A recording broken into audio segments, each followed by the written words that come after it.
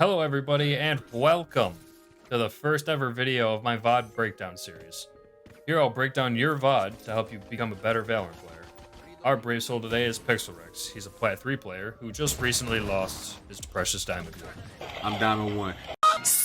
Now, first things first, Pixel is putting himself out here by letting us see the mistakes he's making. So let's not make fun of him and point and laugh and do any of the...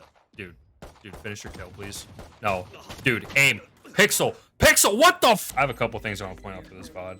For you in particular, minimap usage, utility usage, and some other concepts I think that you can definitely incorporate into your game.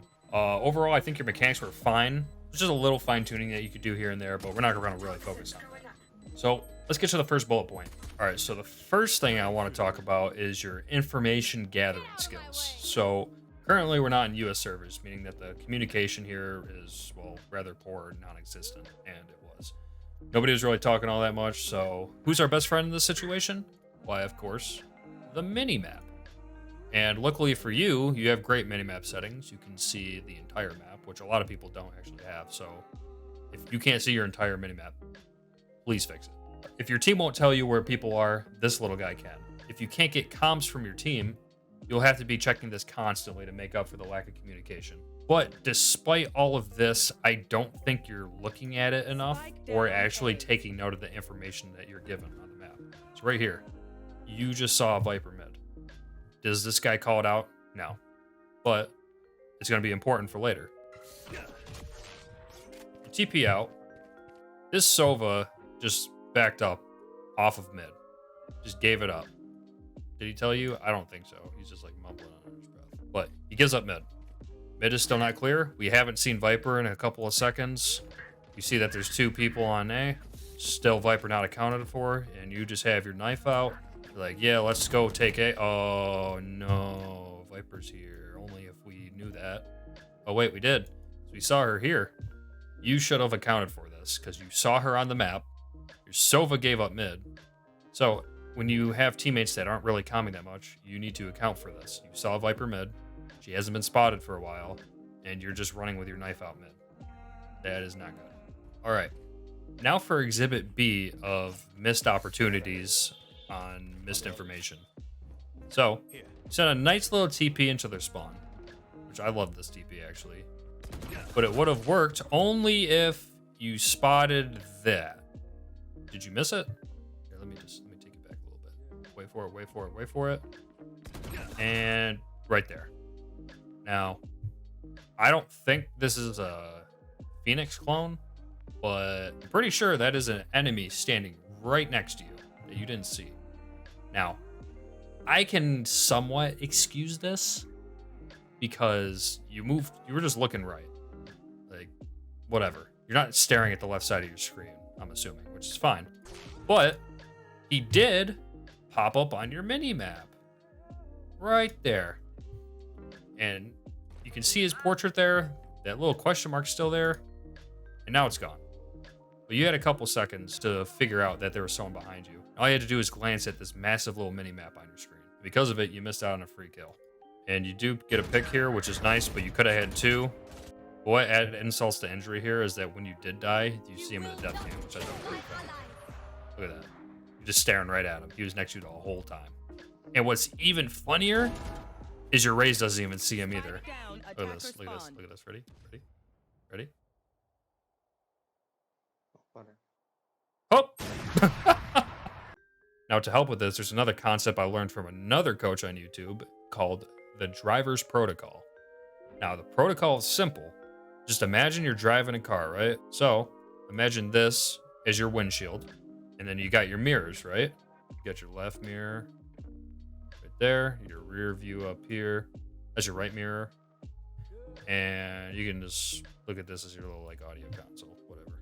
Now, when you're taught to drive a car, you're taught to check these mirrors constantly instead of staring straight ahead at the road because you're missing out on valuable pieces of information when you're driving. Like who's in my blind spot, who's behind me, simple stuff like that. You want to do this in game because if you're looking at this stuff, now you don't have to look at it constantly, but if you check it occasionally, you'll pick up on things like this that would have led to you getting an extra kill to help your team. Now, if you combine the driver's protocol with another concept that I'm about to show you called the oh shit line, this would have never happened. So let me take you to Valid Plant. Okay, so the oh shit line, it is a very simple concept, but gets more complicated as people die throughout the match. Basically, when you're walking into enemy territory or uncharted territory, you want to have your gun out. So here's the oh shit line in a very simple fashion. It is a line that you are about to cross where you should have your gun out and you're entering into a space that you do not have control over. So, you saw this Viper mid. We saw, I believe, the enemy Phoenix and Raze, maybe? Or was Jet? They're over here. So, these were the last 3 people live. We spotted these 2 guys, or we spotted Viper first. But you TP'd back here, and our Sova is like, nah, fam. Can have mid. She's like, sweet. So we now lost mid control, which means that if nobody's playing boiler, this is now where our oh shit line is. Because when you come over here, you should have your gun out looking at this line. Because if you don't, and there's a Viper here and you have your knife out, guess what? You're saying, oh shit. Luckily, this person's bad and didn't kill you. But you probably should have died there. That way you would have been like, oh, maybe I shouldn't have my knife out mid. Essentially, an oh shit line is, I don't have this map space. I should have my gun out instead of my knife because it is not safe. Now, I think one of the other things that is holding you back significantly is your utility usage. I checked your Valo tracker. You're a Yoru guy. You play Yoru a lot. But what scares me is how passive you play Yoru. And you don't really use your util well. As a matter of fact, you said to me that you didn't use your flash as well. Well, you gotta fix it. Because right here, you're not really playing with your team. You know, you're just playing back, chilling. Now, it is a 3v4 and bomb is down. You guys gotta start being aggressive here. Especially you. But what you do, you're still playing back, Oh, you see somebody. Now, what you should have done at this point, bomb's still ticking down. You have 1 flash. Get up next to this smoke, pop flash through it, and get a free kill. Now, what do you do instead? You're like, oh, I want the stinger. And dead. Now, I know you wanted the stinger because it's a little spray and pray gun, but you gotta have the confidence to use that sheriff. The sheriff is so much better. But the main point being, if you pop flash through that, it wouldn't have mattered anyway. You would have got a free kill. Every smoke that you see as a Yoru is an opportunity for you to flash and get a free kill. Because 90% of the time in these lobbies, people will just stare at smokes and stare at like Viper walls, and they won't even think about a flash coming through it. So they'll just be full blind. Now for this VOD, I needed a little help from somebody who plays Yoru, so I asked my friend Poe, who's in our Discord server. You should all join that, by the way. Link in the description. And he said here, if you use your utility a little bit better, you would have gotten a free kill and gotten out. So you want to go up here and ult in their faces with a judge. Okay, so... Oh, look. Phoenix is AFK again. That's awesome. So you spot 3 people here, and we're not throwing out any utility. Still no utility. And then you just jump in his face and die. Okay, so here's the situation that you're in. All right, you spot 3 people here, and you're trying to get a free kill. You're already committed to this because your ult's running out, and it just looks like you're really hungry for a kill here. So instead of using any of your util, you're like, hey, Killjoy, can I get a fair one-on-one with you? And he said, sure. And you died. What you should have done, got a little fake out. You use your clone here. So if you ended your ult here, pull out your clone, have it run into the wall and pop out. She shoots that. You come out of your ult. She's blind. You get up in her face with a judge, kill her. Then you TP to safety and grab that vandal you spotted mid. Or you could have used your flashes. Use one of these bad boys coming around the corner. Bounce it off here, pops in his face. Guess what? Free kill again.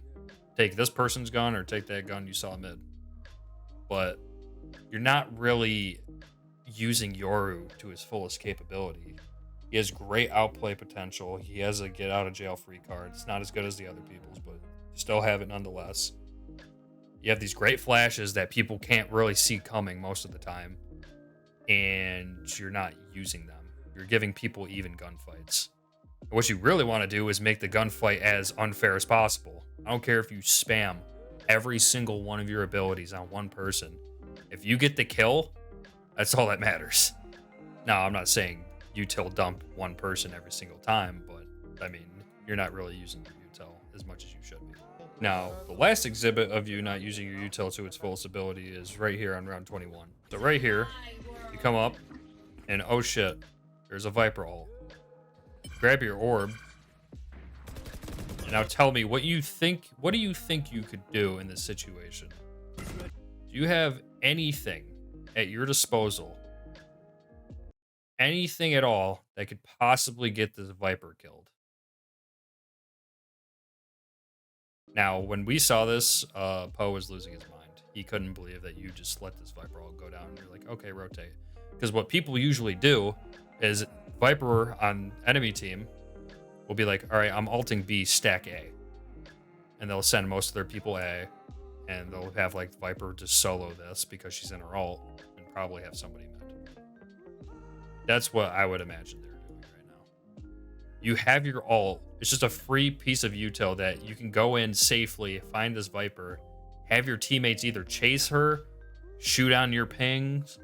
There's so many things you could do with this ult. It literally counters Viper, but you just grab the ult orb and then run A. You need to be aggressive here. Play a little more aggressive. Play a little more confident. So pretty much for you, Pixel, it's really just two major things that I think are holding you back right now. It's your ability to gather information and realize what's going on around you, and your utility usage. You need to be a little bit more aggressive with your Yoru play. You play solo a lot, which is fine, but there are times when you need to be going in, flashing for your teammates, cloning in front of your teammates, or just cloning in front of yourself and flashing for yourself. Most of these rounds, I didn't see you use flashes or your clone or your gate crash. The only time you use your gate crash is when you're trying to flank. But I think if you work on those things, you'll be able to win a lot more games, because this game, you lost a couple rounds that should have been free. And I ain't talking about you missing out on a kill on the spawn twice. But yeah, and now we're gonna end every one of these videos with a nice little highlight clip from your game. So thank you all so much for watching. I'll catch you in the next one. Bad luck.